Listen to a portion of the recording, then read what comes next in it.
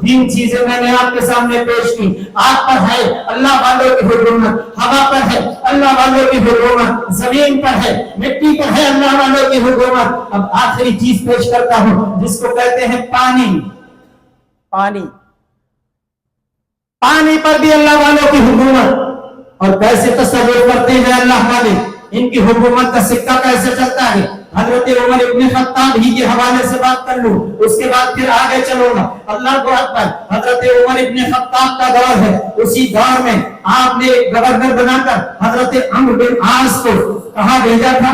مصر میں آپ نے گورنر بنا کر حضرت عمرو بن عاص کو بھیجا. حضرت عمرو بن عاص جب وہاں پہنچے تو ایک سادہ سا کرتا پہنے ہوئے اور ایک تہبند باندھے ہوئے بالکل سادہ انداز میں جب آپ ملک مصر میں پہنچے, مصر کے لوگوں نے کنکھیوں سے آپ کو دیکھا اور دیکھ کر اس طرح سے ہنسے, مذاق کی ٹھٹا بنایا کہ دوستان محترم یہ ہے مصر کے گورنر صاحب کہ جن کا لباس دیکھو بالکل سادہ ایک کرتا ایک تہبند اور لنگی باندھے ہوئے ہیں, یہ ہے گورنر مصر. مگر یاد رکھو یہ چھوٹے اور سادہ لوگ, ان کی شان یہ ہوتی ہے, یہ الگ بات ہے, یہ الگ بات ہے. خاموش پڑے رہتے ہیں پھر بھی جو لوگ بڑے ہیں وہ بڑے رہتے ہیں. دوستان محترم ان کی سادگی کو دیکھ کر تم دھوکہ مت کھا جانا. یہ کوہیا نشین زمین کے ذروں پر حکومت کرتے ہیں, آسمان کے ستاروں پر حکومت کرتے ہیں, پانی کی لہروں پر حکومت ہوتی ہے. اللہ کو اکبر. حضرت عمرو عاص فرماتے ہیں کہ میرے ہی دور گورنری میں ایک وقت ایسا آیا کہ مصر کا دریائے نیل خشک ہو جاتا ہے, اور جب دریا خشک ہو گیا تو وہاں کی بستی کے لوگ آئے اور آ کر کہتے ہیں گورنر صاحب ہمارے یہاں کی ریت یہ ہے, مصر کا رواج یہ ہے, جب یہ دریا سوکھ جاتا ہے تو یہاں کے لوگ ایک نئی نویلی لڑکی کو, ایک کنواری لڑکی کو دلہن کی طرح سجاتے ہیں, اس کو زیورات پہناتے ہیں, اس کو بنا سوار کر دلہن بناتے ہیں, اور بنانے کے بعد اس دریا کی بھیٹ چڑھا دیتے ہیں اس لڑکی کو.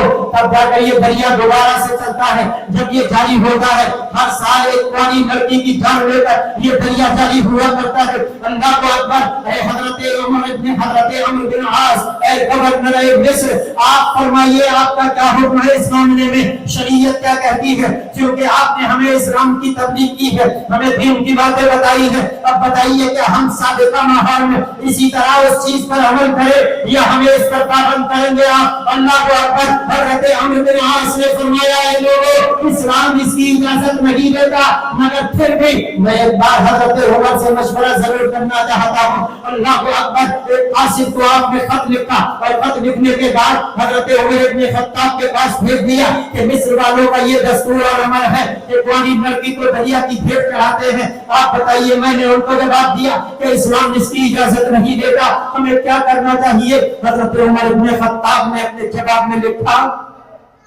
آپ نے بہت اچھا جواب دیا ہے, صحیح بات یہی ہے, اسلام اس طرح خلاف شرع رسموں کی اجازت نہیں دیتا. دریا میں کسی بھی حالت میں نہیں ڈالا جا سکتا, کسی بھی انسان کی جان دے کر دریا میں بھیٹ چڑھانے کی اجازت نہیں ہے. انسان کو انسان, جانور کو بھی ذبح کرنے کی اجازت نہیں کسی بھیٹ کے لیے. پھر کیا کرنا چاہیے؟ حضرت عمر ابن خطاب نے زبانی کہہ دیا کہ ایک میں خط لکھ رہا ہوں, یہ حضرت عمرو بن عاص کو جا کر دینا کہ وہ رات کی تنہائی میں جا کر دریا کے اندر یہ خط ڈال دیں گے. اللہ اکبر. قاصد آپ کا خط لے کر, اور خط آپ نے کس کے نام لکھا؟ سنو سنو میرے دوستوں, میرے عزیزوں, یہ خط حضرت عمرو بن عاص کے لیے نہیں, مصر کے گورنر کو نہیں لکھا, مصر کی جنتا کے لیے نہیں لکھا. حضرت عمر نے خط لکھا اور اس میں لکھا بسم اللہ الرحمن الرحیم. اللہ کے بندے, عمر ابن خطاب کی طرف سے یہ خط مصر کے دریائے نیل کے نام ہے, اور آپ نے اس میں لکھا اے دریائے نیل, اگر تو خود بخود جاری ہوگا ہے تو ہمیں تیری ضرورت نہیں.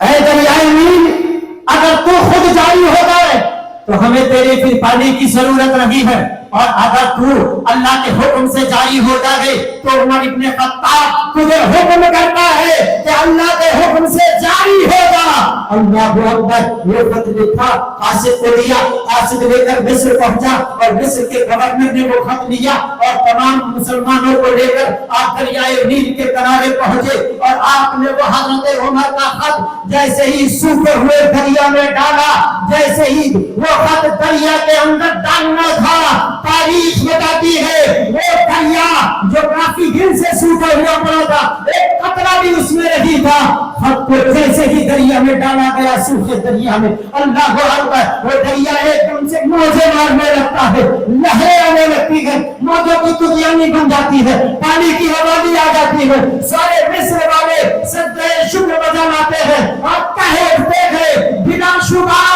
अल्लाह के नेक बंदों की हुकूमत सिर्फ जमीन पर ही नहीं, सिर्फ आग पर ही नहीं, सिर्फ हवा पर भी नहीं, बल्कि उनकी हुकूमत का सिलसिला पानी पर भी चलता नजर आता है। दोस्तों मोहतरम, हजरत उमर ने पानी को खत लिख के बता दिया, हुक्म दे के बता दिया, तो उमर की हुकूमत का सिक्का पानी पर भी चला था।